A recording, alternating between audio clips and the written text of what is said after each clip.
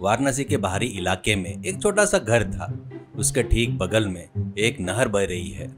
घर के सामने एक पुराना ट्रैक्टर खड़ा है। उस ट्रैक्टर पर नीले रंग का एक बड़ा 1000 लीटर का पानी का टैंक रखा था। शाहू एक मोटर के जरिए नहर का पानी उस टैंक में भर रहा है। वही बगल में कुर्सी पर बैठकर केले खाते हुए अपने पेट को देख रहा है शाहू का साला लड्डू। जीजाजी, इस नहर में पानी में मछलियाँ और मेंढक के अलावा मगरमच्छ भी होते हैं क्या? शाहू गुस्से से देखते हुए। क्यों रे, तुझे नहाना है क्या? नहीं जीजाजी, तुम इस पानी को हिमालय का शुद्ध जल बताकर दुकानदारों को बेचते हो ना। कल सुबह और किसी का कैन में मेंढक का बच्चा निकल गया तो वो लोग तुमको डिस्कवरी चैनल पर दिखाएंगे। अरे मुंह बंद रख रे, ये बिजनेस सीक्रेट है। उस दुकानदारी को पानी से क्या मतलब है? बस ठंडा पानी होना चाहिए। अंदर से शाहू की पत्नी पार्वती आती है। उसके चेहरे पर गंभीरता थी। जी सुनिए, फिर से वही नहर का पानी। लोगों की सेहत के साथ मत खेलिए। बड़ों ने कहा है कि लालच बुरी बला है। कम से कम ब्लीचिंग पाउडर तो डालिए। शाहू चिढ़ते हुए। ओहो, आ गई मदर टेरेसा। ब्लीचिंग पाउडर डालने से पैसे खर्च होंगे। वैसे भी हमारा पानी पीने वालों को बीमारियां नहीं होगी, क्योंकि वो लोग पहले से ही इस गांव के प्रदूषण के आदी हो चुके हैं। तुम ज्यादा मत सोचो। कुछ दिनों बाद पूरे गांव में अफरा तफरी का माहौल था। सड़कों पर लोग अपनी बाइक और स्कूटर को धक्का मारते हुए ले जा रहे हैं। एक आदमी अपनी बुलेट बाइक को धक्का देते हुए पसीना बहा रहा है। अरे पेट्रोल नहीं है, डीजल नहीं है। इस बाइक को देखो तो मुझे मुन्ना भाई MBBS के मरीज जैसी लग रही है। मुझे लगता है कि मुझे इसका ऑपरेशन करना पड़ेगा। दूसरा व्यक्ति अपने स्कूटर को धक्का देते हुए। मेरी लाइफ देख यार, इसमें पेट्रोल खत्म हो गया है। बंक में पेट्रोल नहीं है। इसे धक्का देने की ताकत मुझ में नहीं है। शाहू अपने ट्रैक्टर पर जाते हुए ये सब देख रहा था। उसकी आंखों में जैसे चमक उठती है। ए लड्डू, एक बड़ा प्लान है। पेट्रोल पंप के पास नो स्टॉक का बोर्ड लगा था। वहाँ काम करने वाला रवि नाम का एक लड़का काली धारिया वाला शर्ट पहनकर सिर पर रुमाल बांधकर डांस कर रहा है। पुष्पा पुष्पराज, मैं झुकेगा नहीं। स्टॉक नहीं हो तो क्या हुआ, स्टाइल तो है ना। शाहू और लड्डू ट्रैक्टर से वहाँ आते हैं। रवि भाई, क्या बात है? आज पुष्पा के मूड में हो क्या? क्या करो शाहू भाई, पेट्रोल नहीं है, डीजल नहीं है। कम से कम साउथ की फिल्में तो है ना। बाहुबली में कटप्पा ने बाहुबली को क्यों मारा? इस सवाल से ज्यादा बड़ा सवाल है कि डीजल कब आएगा। शाहू धीरे से। रवि, तुझे फिल्म का पागलपन है ना। मैं तुझे एक डील देता हूँ। मैं तुझे KGF 2 के फर्स्ट डे फर्स्ट शो की टिकट दूंगा। मुझे इस पूरे टैंक में डीजल चाहिए। रवि आंखें बड़ी करके। क्या रॉकी भाई की फिल्म के टिकट? ओके डील, लेकिन मैनेजर ने देख लिया तो मेरी नौकरी चली जाएगी। शाहू धीरे से। मैनेजर को क्या पता चलेगा? तू पाइप को टैंक में डाल। लड्डू, तू पहरेदारी दे। जीजाजी, पहरेदारी करूंगा, लेकिन मुझे पॉपकॉर्न और टिकट भी चाहिए। ठीक है रे, दिमाग मत खा, पहले काम होने दे।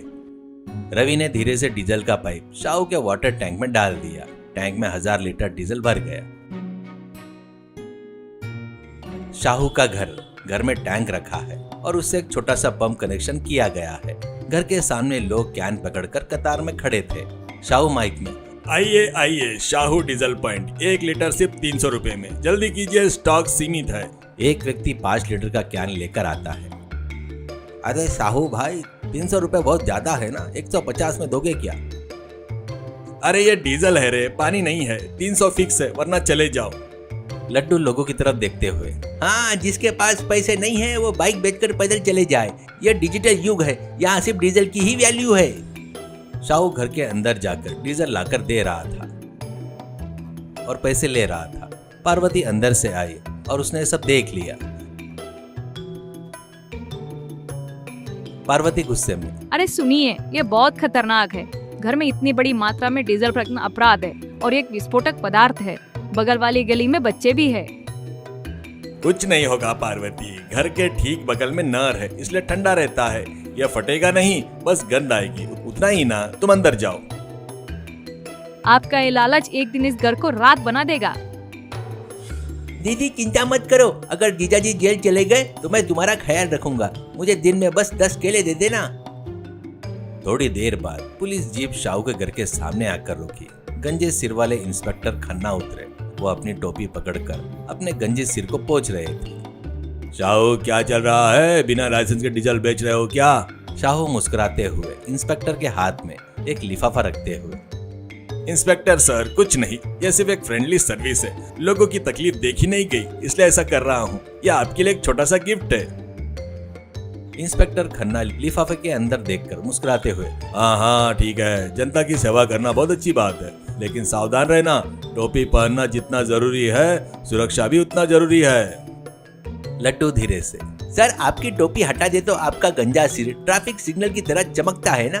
आप जरा संभल कर रहिए, कहीं लोग आपको पेट्रोल पंप समझकर आपके पास न आ जाए। इंस्पेक्टर खन्ना लड्डू की तरफ गंभीरता से देखते हुए, क्या कहा तूने?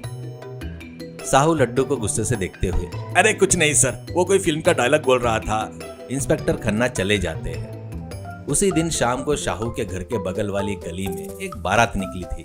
बैंड बाजे बज रहे हैं, कुछ युवक फटाके फोड़ रहे हैं। एक युवक ने एक रॉकेट जमीन पर रखा और जला दिया। रॉकेट जल गया, लेकिन वह हवा में जाने के बजाय बेकाबू होकर सीधे शाहू के घर के पिछवाड़े में जा घुसा।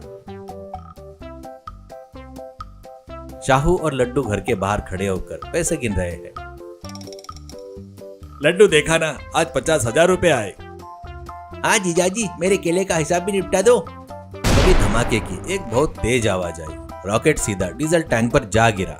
टैंक फट गया, घर में भयंकर आग लग गई और आग की लपटें आसमान छूने लगी। सुनिए जी, देखा मैंने आपको कहा था ना, वही हुआ। हमारा घर जल रहा है। डीजल से मुनाफा कमाने की सोची और आखिर में अपना घर ही जल गया। लोग चारों ओर जमा हो गए। कुछ युवकों ने फोन से वीडियो बनाकर सोशल मीडिया पर डाल दिया। अगले दिन यह खबर टीवी पर आ गई। कलेक्टर ने तुरंत जांच के आदेश दिए। शाहू और इंस्पेक्टर खन्ना दोनों को जेल हो गई। 2 साल बाद शाहू जेल से रिहा हुआ। तब से उसकी अकल ठिकाने पे आ गई और ईमानदारी से उसने जीना सीख लिया।